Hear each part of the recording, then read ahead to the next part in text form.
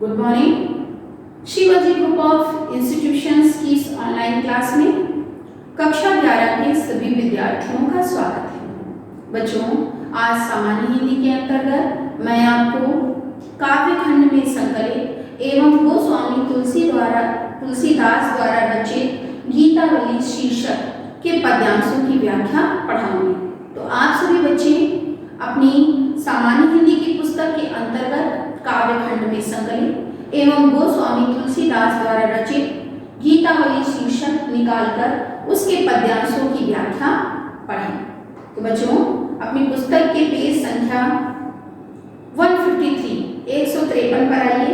देखिए, शीर्षक दिया हुआ है गीतावली। बच्चों, पहला पद दिया हुआ है, जो पै हों मातु मति मत हुए हों, तो जननी जग में यह मुख की कहाँ काली माँ धोए हों। बच्चों, प्रस्तुत पद्यांश में उस समय का वर्णन किया गया है जब कैकेयी के कारण राम को क्या मिला? 14 वर्ष का वनवास मिला। राम, सीता और लक्ष्मण सहित चित्रकूट में आकर निवास करने लगे। यह सब घटना जब घटित हुई तब भरत जो थे वो कैकेयी प्रदेश में थे। जब भरत वापस अयोध्या लौट कर आए और उन्हें सारे कुचक्र का पता चला, सारी घटनाएं उनकी माता कैकेयी के कुचक्र के कारण ही घटित हुई हैं, तो उन्हें यह जानकर अत्यधिक क्या हुआ? दुख हुआ। वह पश्चाताप करते हुए जो है कहते हैं, क्या कहते हैं? भरत जो है पश्चाताप करते हुए कौशल्या से कहते हैं कि हे माता, जो पै हो मातु मते मत हुए हो। हे माता, इस घटना क्रम में यदि मेरा तनिक भी हाथ हो तो मैं संसार में इस मुख की कलंक कालिमा को कहाँ जाकर धो पाऊंगा। जो पै हो मातु मते मैं हुए हो, तो जननी जग में या मुख की कहाँ काली माँ धोए। भरत पश्चाताप करते हुए माता कौशल्या से कहते हैं कि हे माता, इस कुचक्र घटनाक्रम में यदि मेरा तनिक भी हाथ हो तो हे माँ, मैं संसार में इस मुख की कलंक कालिमा को कहाँ जाकर धो पाऊंगा। क्यों हो आज सुपोत सुच सपथन। हे माता, आज मैं चाहे कितनी सुच माने होता है पवित्र और सपथन माने होता है सौगंध। हे माता, आज मैं भले ही कितनी ही पवित्र सौगंध क्यों ना ले लूं, कौन मान ये साची, परंतु कोई भी मेरी बात पर विश्वास नहीं करेगा। महिमा मृगी कौन सुकृति, खल बच बिसखन बाची। खल माने होता है दुष्ट और बिसखन माने होता है बच्चों बाण। महिमा मृगी, महिमा मृगी माने होता है इस संसार महिमा से युक्त। महिमा मृगी माने होता है महिमा रूपी। महिमा मृगी माने महिमा रूपी हिरण। क्या कहते हैं पश्चाताप करते हुए भरत कि इस संसार में कौन ऐसा जो है सुकृति माने महात्मा है या पूर्णात्मा है जिसकी महिमा रूपी हिरणी को दुष्टों के वचन रूपी बाण जो है बेधते ना।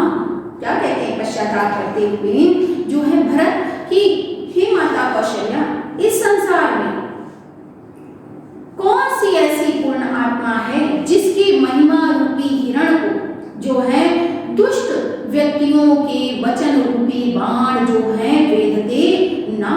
अर्थात दुष्टों ने किसी पूर्ण आत्मा को अपमानित और अपयश का भागी नहीं बनाया। आगे देखिए, कहीं न जात रसना का ही। हे माता कौशल्या, रसना माने होता है बच्चों जिह्वा। हे माता कौशल्या, किसी की जिह्वा को पकड़ा नहीं जा सकता, अर्थात किसी की वाणी पर अंकुश लगाया नहीं जा सकता। कहो जाए जो सोचे, इसलिए मेरे विषय में जिसको जो कहना हो वो कहे। तुलसी राम वियोग, पंक्ति ये आएगी, दीन बंधु कारुण्य सिंधु बिनु कौन ये की बूझे। भरत आगे कहते हैं कि दीन बंधु माने होते हैं दीनों पर दया करने वाले। कारुण्य सिंधु माने करुणा के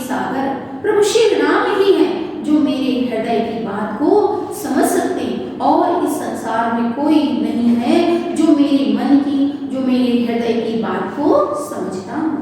तुलसी राम वियोग विषम विष विकल नर नारी भारी। तुलसीदास जी कहते हैं कि नर नारी माने स्त्री और पुरुष जब अयोध्या के राम के वियोग के विषम माने कठिन वियोग से व्याकुल जो अयोध्या वासी स्त्री और पुरुष थे, जब उन्होंने भरत स्नेह सुधा सींचे, जब भरत के प्रेम से परिपूर्ण पश्चातापपूर्ण ऐसे वचनों को सुना, भय ते समय सुखाए, तो वो जो थे उस समय सुख या आनंद का अनुभव करने लगे। नीचे की पंक्तियों का पुनः अर्थ देख ले बच्चों, व्याख्या देख ले। तुलसी राम वियोग विषम विष विकल नर नारी भारी। तुलसीदास जी कहते हैं कि राम के वियोग के विषम विष से व्याकुल अयोध्या के नर नारियों ने जब भरत के ऐसे भरत स्नेह सुधा सींचे, जब भरत के ऐसे सुधा में अमृत से परिपूर्ण जो है वचनों को सुना, भय ते समय सुखाए, तो उस समय उन्हें सुख या आनंद की अनुभूति होने लगी और वह भरत की प्रशंसा करने लगे। बच्चों, गीतावली का जो पद संख्या 1 है, मुझे आशा है कि उसकी व्याख्या आपके समझ में आ गई होगी। बच्चों, यदि काव्यगत सौंदर्य की बात की जाए तो गीतावली जो शीर्षक कविता है, इसमें भाषा जो है बच्चों वो है ब्रज भाषा। भाषा क्या है? ब्रज भाषा। रस की अगर बात की जाएगी तो बच्चों इसमें है शांत रस। और छंद कौन सा है? गेय पद। छंद कौन सा है? गेय पद। अलंकार की यदि बात की जाए बच्चों तो अलंकार में जो है अनुप्रास अलंकार है और उपमा अलंकार है। कौन कौन सा अलंकार है? उपमा और अनुप्रास अलंकार है। मुक्तक शैली है बच्चों, और जो है लक्षणा शब्द शक्ति का क्या किया गया है? प्रयोग किया गया है, और प्रसार गुण है। चलते हैं बच्चों पद संख्या 2 दूसरे। सबसे पहले पद पढ़ने से पहले घटनाक्रम जान लेते हैं बच्चों। उस समय का वर्णन इसमें तुलसीदास जी ने किया है जब राम रावण का युद्ध हो रहा होता है।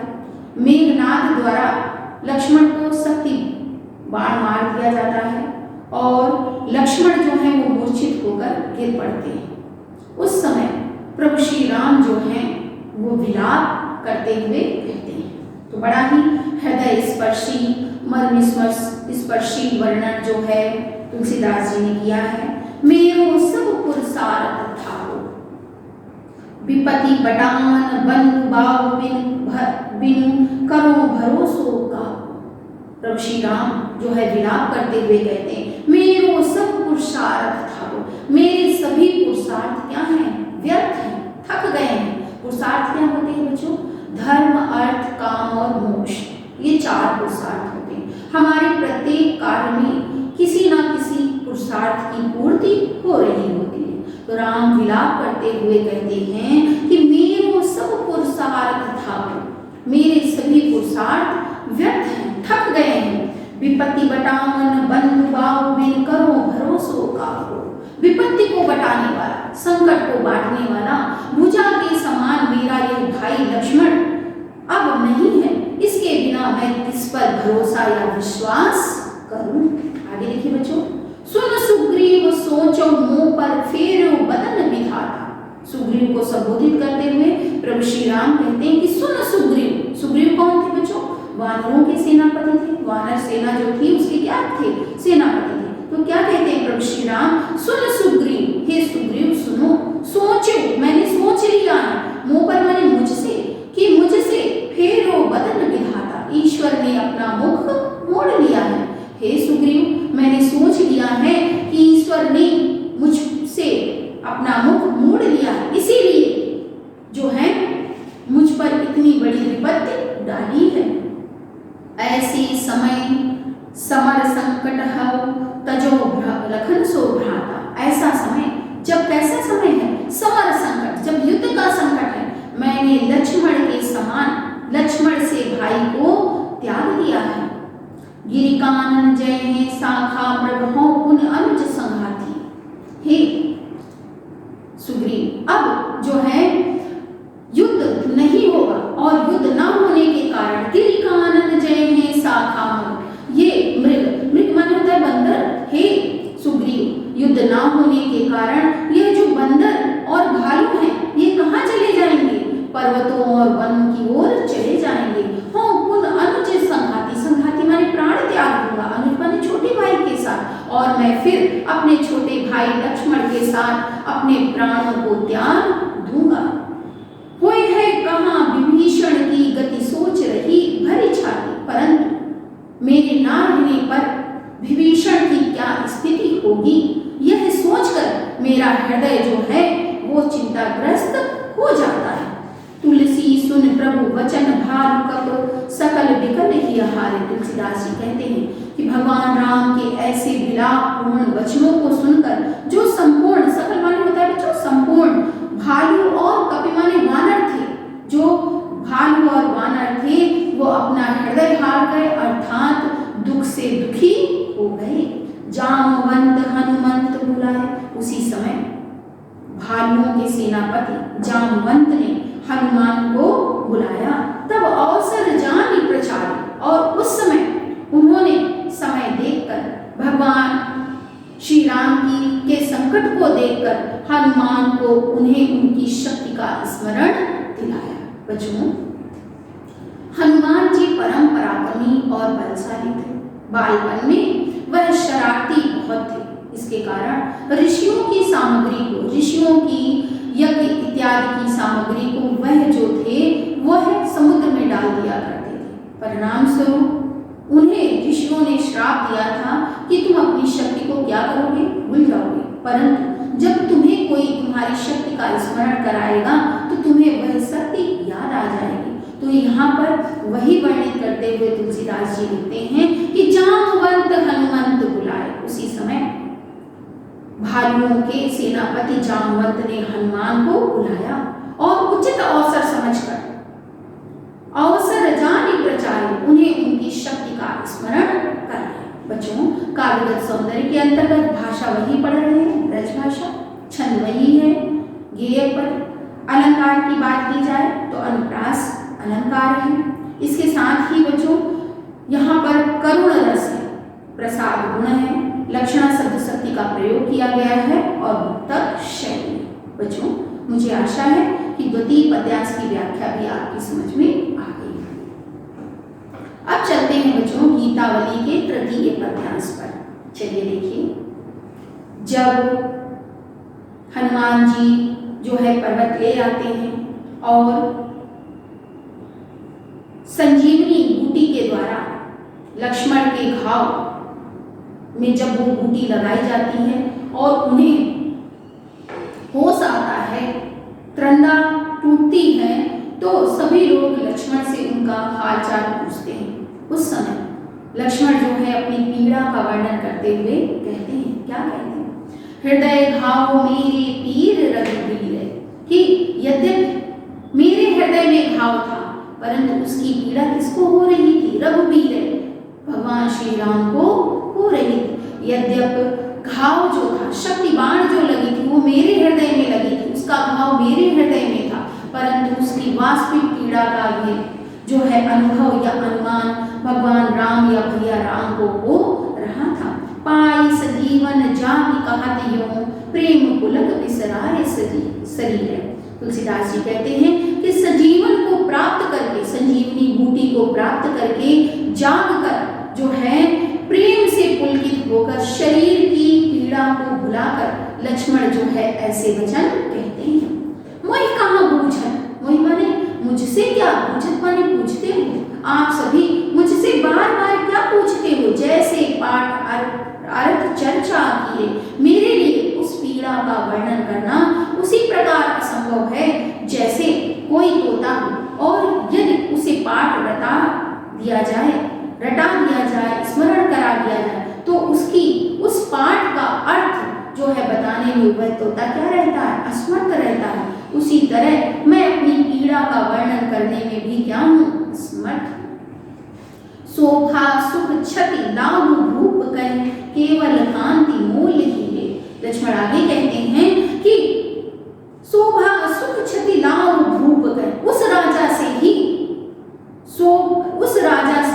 उस हीरे की आभा का मूल्य पूछा जा सकता है या जाना जा सकता है, जिसने उस हीरे की शोभा के सुख को क्या किया हो, भोगा हो और उसे पुनः खो दिया हो। हीरे की शोभा के सुख को भोगने वाले और हीरे को खोने वाले राजा से ही हीरे के मूल्य को आका जा सकता है। उसी तरह जो है घाव मेरे था, परंतु उसकी पीड़ा किसे थी, तब श्री राम को थी, भैया राम को थी, तो राम से ही उस पीड़ा के बारे में जाना जा सकता है। तुलसी सुन सौमित्र वचन, तुलसीदास जी कहते हैं, सौमित्र माने सुमित्रा के पुत्र अर्थात लक्ष्मण। तुलसीदास जी कहते हैं कि लक्ष्मण के वचनों को सुनकर धैर्य न सकत धीरो धीर, कि धीर पुरुष जो है वो भी धैर्य को धारण नहीं कर सकते थे। उपमा राम लखन की प्रीति क्यों कीजे दीजे खीरे मेरे। तुलसीदास जी कहते हैं कि राम और लक्ष्मण के प्रेम की तुलना जो है वह दूध और पानी से भी नहीं की जा सकती, क्योंकि समय आने पर दूध और पानी को तो अलग किया जा सकता है, परंतु राम और लक्ष्मण के प्रेम को अलग नहीं किया जा सकता। तो बड़ा ही सुंदर और मर्मस्पर्शी वर्णन जो था तुलसीदास जी ने प्रस्तुत पद में किया है।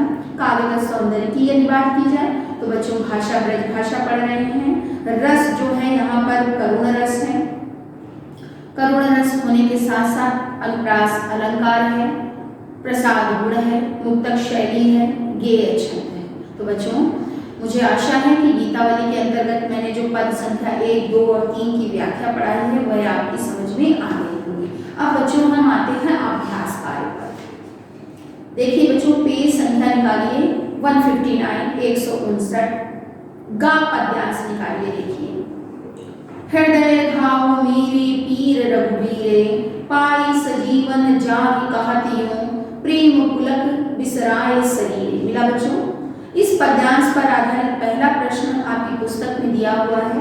पद्यांश की रचना एवं रचनाकार का नाम लिखिए। तो उत्तर क्या होगा? पद्यांश की रचना क्या है? गीतावली। और रचनाकार कौन है? गोस्वामी तुलसीदास।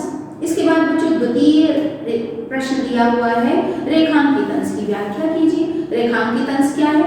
हृदय घाव मेरे पीर रघुवीर, पाई सजीवन जाग कहतियों, प्रेम पुलक बिसराए शरीर।